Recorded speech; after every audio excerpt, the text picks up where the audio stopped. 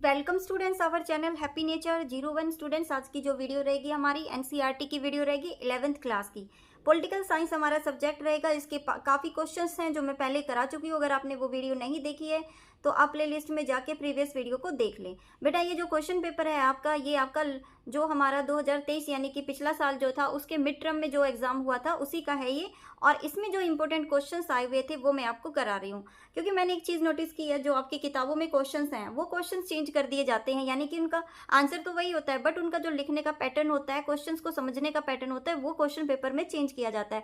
और आप लोग कंफ्यूज हो जाते हो कि जो हमने याद किया था वो तो ऐसा कुछ आया ही नहीं। तो बेटा इस वीडियो के माध्यम से मैं आपको वही क्वेश्चंस कराऊंगी जो आपके एग्जाम में पूछे गए हैं। ठीक है, तो अगर आप चैनल में पहली बार आए हैं तो चैनल को सब्सक्राइब करना बिल्कुल मत भूला करो और वीडियो को लाइक करना। स्टार्ट करते हैं आज की वीडियो।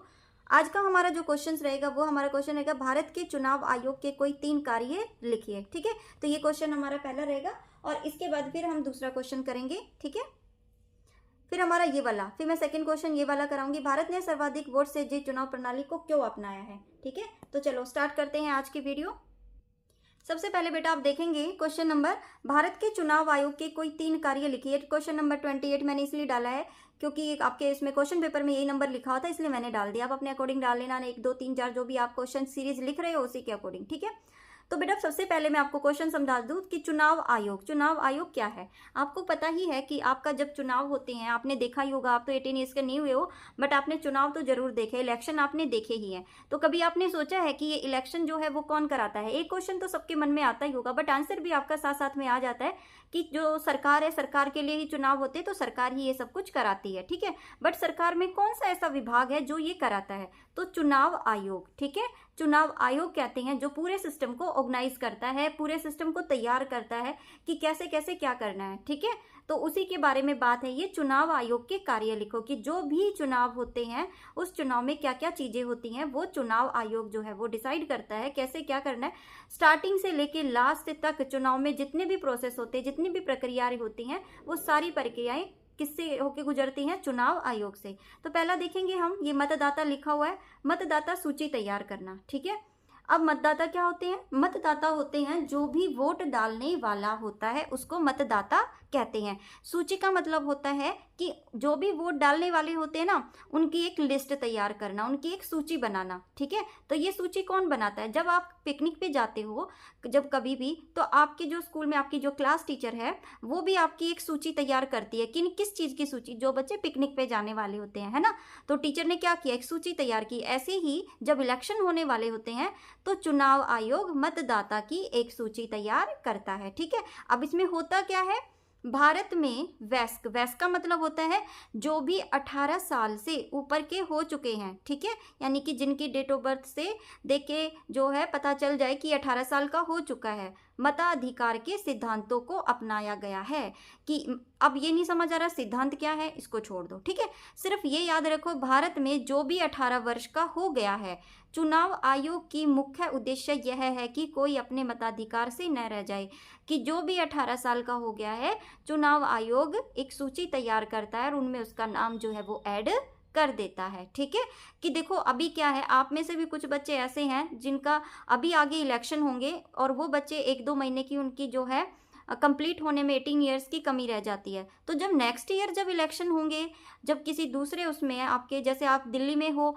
तो अभी आपके किसके इलेक्शन चल रहे हैं, ठीक है, विधानसभा के, फिर उसके बाद एमसीडी के इलेक्शन आएंगे, फिर आपके लोकसभा के इलेक्शन आएंगे। तो ये इलेक्शन आते रहते हैं। तो आप मान लो अभी नहीं हो, लेकिन 2 महीने बाद तो आप मान लो हो जाओगे। तो ऐसे ही बहुत सारे बच्चे होते हैं जो 18 ईयर्स के हर महीने होते हैं, तो उनका सूची में नाम होना जरूरी है। ठीक है, नेक्स्ट है राजनीतिक दलों को चुनाव चिन्ह प्रदान करना। अब आपने देखा होगा कई बार कि जब आप इलेक्शन में जाते हो तो कई बार जो अनपढ़ लोग होते हैं या वैसे भी, तो वो किसी पर्टिकुलर पार्टी का नाम न लेकर वो कहते हैं अच्छा भाई तुमने उसको वोट डाली है ना, चिन्ह का नाम लेते हैं, कोई भी चिन्ह, जैसे मान लो किसी ने किसी चिन्ह का नाम ले दिया, किसी ने किसी चिन्ह का नाम ले लिया, तो अपने एक किसी ना किसी चिन्ह का वो नाम लेते हैं कि आपने उसको वोट डाली, अच्छा उस चिन्ह पे वोट डाली है। तो ये कौन देता है, ये कौन देगा, ये उनको चुनाव आयोग ही उनको देगा। ठीक है, तो ये डिसाइड हो जाता है कि ये पार्टी का ये चुनाव चिन्ह है। अगला देख लें, यह राजनीतिक दलों को पंजीकृत करता है और उन्हें मान्यता प्रदान करता है। यह राजनीतिक दलों को चुनाव चिन्ह प्रदान करता है। अब जैसे देखो, अब इन्हें मतदाताओं को तो कर लिया, लेकिन जो राजनीतिक दल हैं, अभी राजनीतिक दल मतलब जो इलेक्शन लड़ने जा रहे हैं, ठीक है, पंजीकृत करना, रजिस्ट्रेशन करना, तो उनका भी तो नाम लिखा होना चाहिए ना कि इसके अंदर कौन कौन है। नहीं तो क्या होगा, ऐसे तो कोई भी उठ के खड़ा हो जाएगा कि भाई मुझे वोट दे दो, मुझे वोट दे दो। तो ये सब चुनाव आयोग कहता है कि उनका नाम जो है उनके पास पहले पंजीकृत यानी रजिस्ट्रेशन होता है, और फिर वो उनको चुनाव चिन्ह देते हैं, और फिर उसके बाद वो इलेक्शन लड़ते हैं, ठीक है। चुनाव की तिथि घोषित करना।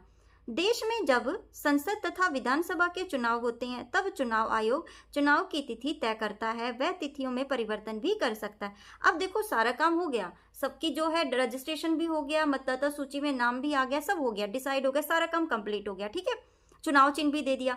तो उसी बीच में फिर होता है भाई किस दिन इलेक्शन होंगे, तो ये कौन डिसाइड करेगा, ये भी जो है चुनाव आयोग ही डिसाइड करेगा कि किस तारीख को चुनाव होने हैं, ठीक है। अब मान लो उन्होंने डिसाइड कर लिया किस तारीख को चुनाव होने, जैसे बीच में कोई कंप्लीट होने की वजह से मान लो उन्होंने कहा कि अगले महीने की 5 तारीख को चुनाव है, ठीक है, तो कुछ दिक्कत आ जाती है या चुनाव नहीं हो पाते, जैसे कोरोना आ गया था, कोई भी प्रॉब्लम आ जाती है, तो कहते हैं कि चुनाव की तिथि को वो परिवर्तन भी कर सकता है। अगर क्वेश्चन आता है आपका क्या चुनाव तिथि को परिवर्तित किया जा सकता है, उसका परिवर्तन किया, उसको चेंज किया जा सकता है, तो आप लिखना यस किया जा सकता है, ठीक है। नेक्स्ट क्वेश्चन देखेंगे हम, चुनाव के संबंध में सलाह देना।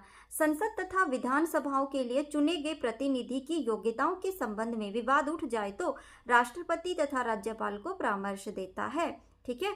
तो जब कभी भी अगर चुनाव के संबंध में, अब देखो कई बार ऐसा होता है कि जो चुनाव में लोग खड़े होते हैं ना, उनके आपस में विवाद हो जाते हैं, कहते हैं आपस में पार्टियां ही लड़ने लग गई, एक दूसरे में कमियां निकालने लगे।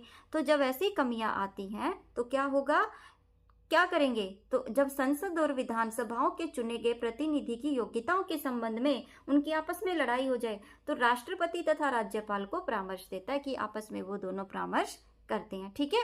तो यहाँ पे था हमारा एक क्वेश्चन, अभी हम दूसरा क्वेश्चन भी कंप्लीट करेंगे, तो आप वीडियो को लास्ट तक जरूर देखना।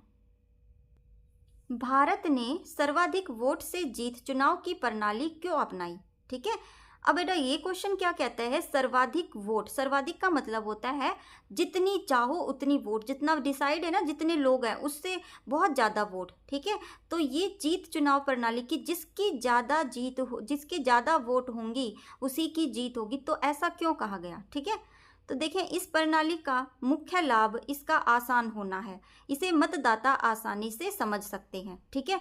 तो सर्वाधिक वोट, अब देखो ये चीज़ तो मैंने आपको शायद अगले वीडियोस में कराऊंगी, एक होता है हमारा सर्वाधिक वोट और एक होता है समानुपातिक। तो सर्वाधिक वोट के बारे में बताऊं कि जो भारत में प्रणाली अपनाई गई है ना, वो सर्वाधिक वोट में, इसमें क्या होता है, सिस्टम वही है कि जो है अलग अलग क्षेत्रों से, आप मान लो आप दिल्ली में रहते हो तो दिल्ली में भी अलग अलग क्षेत्रों में वोट पड़ती हैं, है ना, तो क्षेत्र बांट दिए जाते हैं। आपके घर पे जो इलेक्शन में प्रत्याशी खड़े हुए हैं वो हाथ जोड़ के आते हैं कि हमें वोट दो, है ना, आप उनको जानते भी हो। उसके बाद जब उनको जानोगे, फिर जब आप वोट देने जाओगे तो आप कहोगे ये बहुत अच्छा इंसान है, मैं तो इसको वोट दे रहा हूँ, है ना।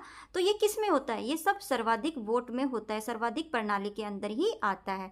अब बेटा इसमें होता क्या है, ये कहते हैं ये प्रणाली क्यों अपनाई, तो कहते हैं बहुत आसान प्रणाली है और मतदाताओं को ये समझ आती है इसीलिए, ठीक है। इस प्रणाली के अंतर्गत किसी एक प्राणी के द्वारा बहुमत पाने के अवसर बढ़ जाते हैं, इससे देश में राजनीतिक स्थिरता को बल मिलता है। अब इसमें क्या होता है, जो भी कोई भी जो इंसान, प्राणी का मतलब जो भी इलेक्शन में खड़ा है, और बहुमत का मतलब जिसको ज़्यादा वोट मिलते हैं, तो उनके अवसर का मतलब होता है उनको मौका मिलता है कि हम ज़्यादा वोटों से जीत जाएं। और ऐसे राजनीति में स्थिरता का मतलब कि राजनीति हिलती डुलती नहीं है, क्योंकि देखो जो ज़्यादा बहुमत से ज़्यादा वोटों से जीतता है तो उसको जो है हिलाना भी मुश्किल होता है, ठीक है, उसकी सरकार बहुत जल्दी बनती है। नेक्स्ट है, इस प्रणाली के परिणाम स्वरूप ब्रिटेन तथा अमेरिका में द्वितीय प्रणाली का विकास हुआ है, ठीक है। तो ये कोई समझाने वाला पॉइंट नहीं है, तो सिर्फ याद करने वाला है, इसको अच्छे से आप याद कर लेंगे, ठीक है।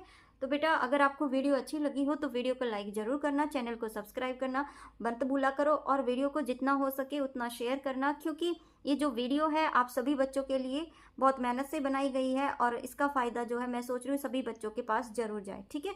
तो कल फिर एक नई वीडियो के साथ मिलेंगे, तब तक के लिए बाय, थैंक्स फॉर वॉचिंग।